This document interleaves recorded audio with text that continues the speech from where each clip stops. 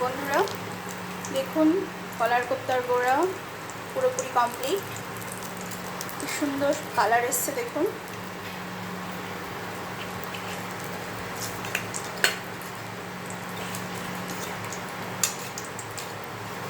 আমার যেটুকু ছিল আমার 6টায় বড়া হয়েছে।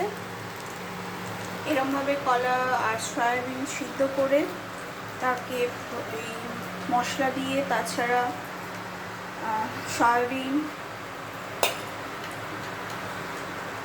বেসন দিয়ে, বিভিন্ন লঙ্কা গুঁড়ো, জিরের গুঁড়ো, গরম মশলা সমস্ত দিয়ে এগুলোকে মাখিয়ে তারপরে আমি এখন আবার এটা অন্য কিছু করছি, বেকিং করব। তো এই দিয়ে বিস্কুটের গুঁড়ো ছিল না, বিস্কুটের গুঁড়ো করেছিলাম।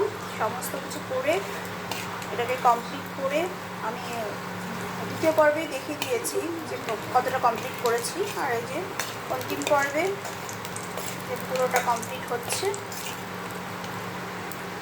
রঙও সুন্দর চলে এসছে।